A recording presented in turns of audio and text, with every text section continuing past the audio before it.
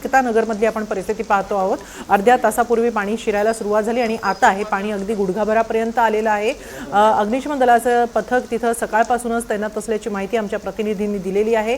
तिथले गाड्या देखील अग्निशमन दलाच्या उपस्थित आहेत। तसंच नागरिकांना सुद्धा सातत्याने सुरक्षित ठिकाणी जाण्यासाठी सांगितलं जाते। काही नागरिकांनी स्वतःहून सुरक्षित ठिकाण गाठलेलं आहे तर काही नागरिकांनी अद्याप तिथून गेलेले नाहीयेत। प्रशासनाच्या मदतीची अपेक्षा आहे त्यांना। काही नागरिकांनी त्याबद्दल संतापही व्यक्त केलेला आहे। प्रशासनाकडून योग्य ती मदत मिळत नसल्याची काही नागरिकांची तक्रार आहे। तर महापौर मंजुषा नागपुरे यांनी स्वतः काही वेळापूर्वी जाऊन एकता नगरमधली पाहणी केली होती। तिथल्या नागरिकांसाठी पालिकेकडून व्यवस्था करण्यात आल्याची माहिती त्यांनी दिलेली आहे। पुण्यातील एकता नगरला पुराचा जबरदस्त फटका बसल्याचं दिसतं आहे। सध्या इमारतीमध्ये पाणी शिरलेलं आहे, रस्तेही पाण्याखाली गेलेले आहेत, त्यामुळे नागरिकांची चिंता तिथं वाढलेली आहे। काही जण नोकरीनिमित्त बाहेर पडलेले आहेत आणि ते अजून परतलेले नाहीत, यामुळे घरातल्यांची चिंता वाढलेली आहे।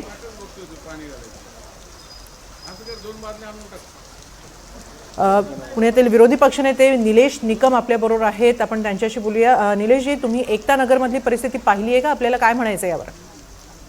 हो, मी आता टीव्हीवरती सगळे व्हिज्युअल्स पाहतोय आणि अचानक उद्भवलेल्या या परिस्थितीशी सामना करण्याकरता मला तर अजून तरी महानगरपालिकेचं फक्त एक फायर ब्रिगेड आणि काही टीम त्या ठिकाणी पोहोचलेली आहे।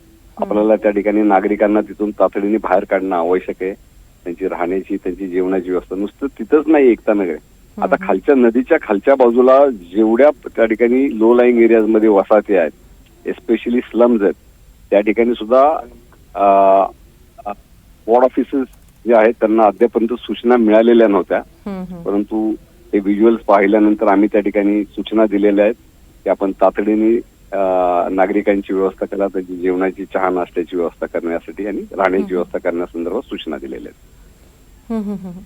नक्की आपण स्वतः काही प्रशासनाशी संपर्क साधलाय याबाबत? काय? हो, मी ज्या एरियामध्ये आता ते वॉर्ड ऑफिसेस जे आहेत, ज्यांच्या नदीच्या कडेच्या सगळ्या ज्या वसाहती आहेत तर त्या लोकांशी आता तिथल्या वॉर्ड ऑफिसर्सशी मी बोलतोय आणि त्यांना तशा मी सूचना देतोय की नागरिकांची काळजी घ्या। ज्या ठिकाणी पाणी घुसण्याची शक्यता आहे अशा ठिकाणी नागरिकांना सावध करा आणि आवश्यकता वाटल्यास त्यांना शाळांमध्ये किंवा अन्य कुठल्या सुविधांमध्ये त्यांची राहण्याची, जेवणाची व्यवस्था करा।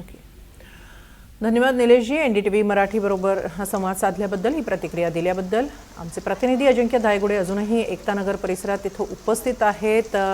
सध्या पाणी वाढतं आहे। अजिंक्य, सध्या काय स्थिती आहे आणि साधारणपणे हा एकता नगर परिसर किती लोकवस्तीचा भाग आहे?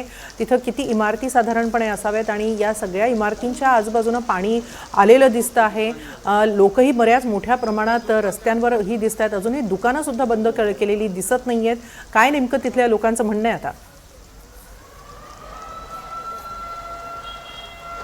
आपण पाहतोय की आता हे समोर एक छोटंसं किराणा मालाचं दुकान आहे आणि या दुकानातील लोकांची धावपळ आपण पाहतोय, कारण की या दुकानामध्ये आता पाणी शिरण्याची शक्यता आहे। खरं तर असंच मोठं नुकसान यापूर्वी देखील या भागात झालं होतं, मात्र दरवर्षीच अशीच परिस्थिती उद्भवती, त्यामुळे नागरिक जे आहेत ते संतापलेले आपल्याला पाहायला मिळत आहेत आणि या ठिकाणाहून तातडीने सुरक्षित ठिकाणी जावं असं देखील पालिकेकडून सांगण्यात येतंय। पालिकेचे अधिकारी माझ्यासोबत आहेत। काय नेमकं तुम्ही नागरिकांना आव्हान करताय इथून बाहेर जाण्याचं?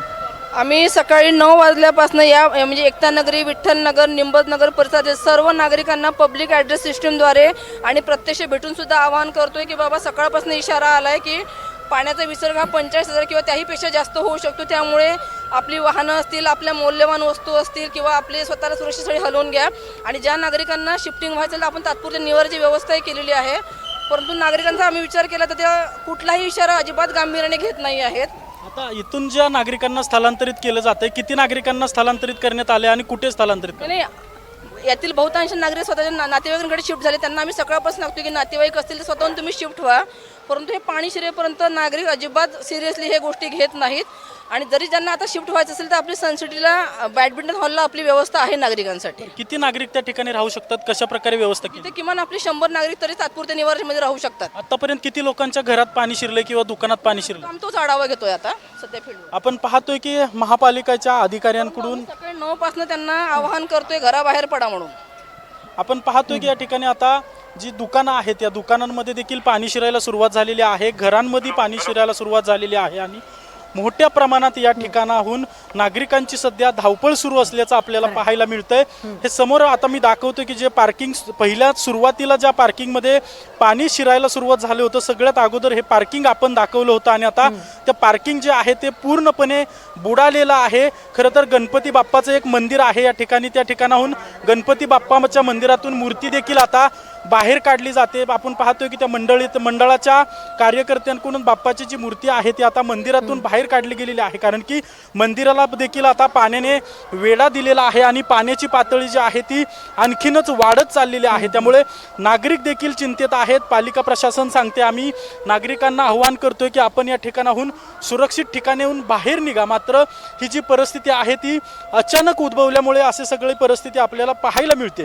खरं तर नक्की आता जो मी परिसर दाखवतो या ठिकाणाहून आपण पाहतोय की पालिकेचे अधिकारी सगळ्यांच्या घरात जाऊन सांगतायत की तुम्ही या ठिकाणाहून बाहेर पडलं पाहिजे, कारण की आता या पाण्याची जी आहे ती पातळी हळूहळू वाढू शकते, कारण की घाटमाथ्यावर आज पावसाचा रेड अलर्ट आहे आणि मोठ्या प्रमाणात पाऊस पडण्याची शक्यता अजून देखील वर्तवली जाते। आणि जर मोठ्या प्रमाणात पाऊस पडला तर खडकवासला धरणातून जो सध्या 43,000 अजिंक्य, वेळोवेळी तुमच्याकडून याबाबत अधिकाधिक माहिती घेतच राहू। तुर्तास धन्यवाद। एकता नगर मधली ही परिस्थिती आपण पाहतो आहोत। खडकवासला धरणातून विसर्ग वाढवण्यात आलेला आहे आणि